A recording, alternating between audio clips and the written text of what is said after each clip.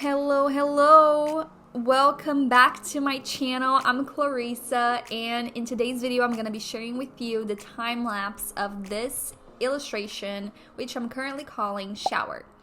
The idea here was very simple, just a woman taking a shower, and I wasn't going for anything erotic. It was just part of a relaxing moment. I like to portray daily activities, daily behaviors, things that happen in my life. And while I was sketching this, the initial idea that I had was more of a relaxing shower, but I realized that I could have gone with a more fun version of a woman singing in the shower, for example. I decided to actually just focus on the relaxing aspect of it with the water on her head and her back and just like some steam coming up of just like that very relaxing hot shower after a very stressful day. I struggle a lot with this piece because my grasp on profile view of anatomy, especially of faces and necks, is a little lacking. So I used a lot of reference pictures that I took of myself and also reference pictures that I saw online to try to get that right pose, like of the hand just holding her neck while she's kind of looking back. I know I didn't exaggerate much the posture. I could have pushed this feeling a little further, but I just wanted to make the readability very clear, so I kind of focused on that more so than realism. And that's kind of the ongoing battle that I always have, going for a realist expression, realist pose and anatomy versus focusing on the idea and the readability and how to portray this idea. So here you're seeing me working through a second version of the sketch. So I always start my sketches using a round brush to get it very loose, to actually focus more on the gesture, to focus more on the pose, and then I'll start cleaning that up using a finer brush. This one that I use for sketching is Peppermint from Procreate.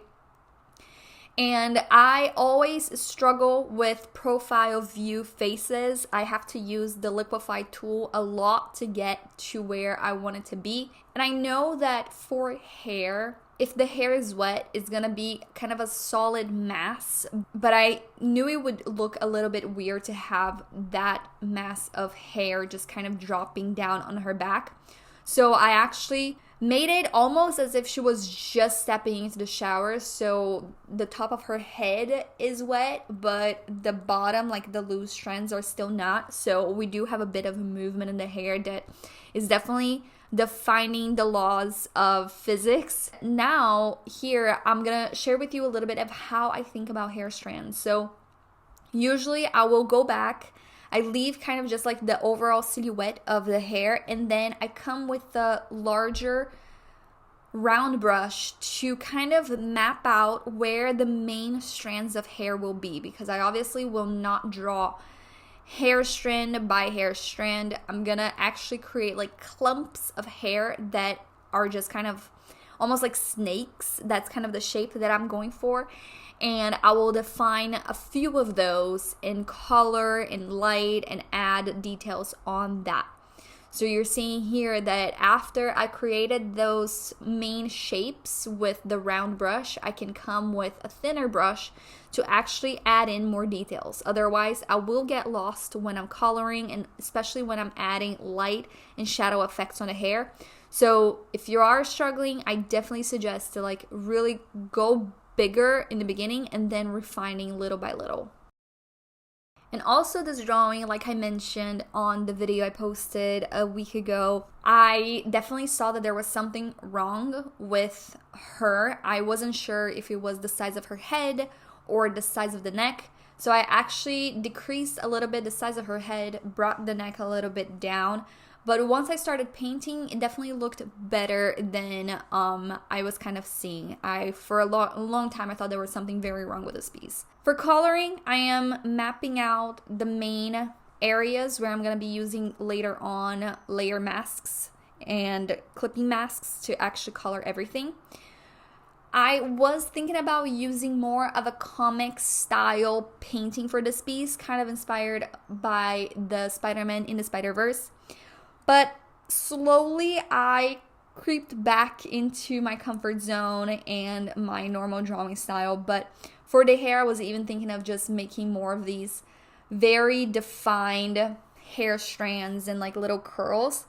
But I do see that for Procreate, the brushes, they behave very differently than I see like brushes on Photoshop and even other apps behaving. So I think on Medibank Paint, for example, that's an iPad app, that I can get more of that defined shape, more sharp edges, whereas Procreate, everything feels very round. Even if I do increase the streamline, it's gonna get round. And if I don't, then it's gonna be very shaky. So it's very hard for me to figure it out how to make sharp edges and sharp shapes.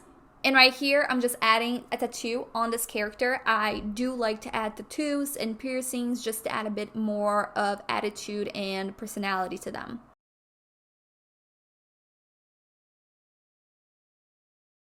And I do apologize for the lighting starting now on these clips because I was drawing at night and I wanted to focus a bit more on the background so it wasn't kind of an afterthought. So before moving on to the next piece, which is going to be the lighting shadow, I was just kind of working a little bit on the background, just adding kind of a little shelf on the tile wall and some products.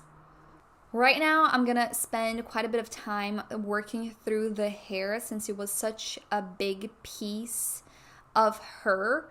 She's not wearing an outfit. The composition is insanely simple. So the main pieces of or focal points in this piece is really like her face and her hair. And I will work through the selection tool and layers and clipping masks on the hair to add in light and shadow, and I'll keep building those up using layers on multiply mode and layers on overlay and soft light just to add more texture, define more strands. I really like using the acrylic brush on Procreate because I think that has almost like a hair texture if you're going for thin straight hair. And then I went with a lot of light to kind of emphasize the slick and wet effect on this hair. But obviously all of this is insanely stylized, and at this point I hadn't yet defined where my light source was coming from, so the accuracy here is inexistent. And then when I went for the lighting shadow, I actually forgot to record, but I'm gonna walk you through the steps that I took to kind of finish off this illustration. To start off, I decided that this piece would be set on a late afternoon setting.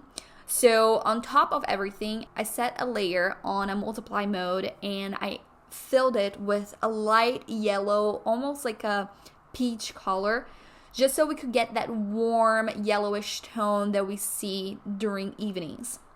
After adding that, I added my light source, my main light source. And I also changed the hair color. I don't know if you realize that. I changed it from the gray and purplish tone to a brown just because I thought that that brought a bit more contrast and looked more interesting. After kind of that was done, I just kind of refined it a little bit more. So I add in a mask on the light just to block off where the light is not really reaching, which is kind of the back of her head. And then I also add in some highlights just to give a bit more form to her. The image really takes shape because I added then the steam coming from below to above. I added kind of a little bit of a vignette effect on my picture, and then I also add in the soap. I was using mostly the Vine charcoal brush. Afterwards, I just copied everything and did some curves adjustments along with noise and chromatic aberration, and the drawing was done. I really hope you guys liked it. Let me know if you have any questions, and I'll see you next time. Bye.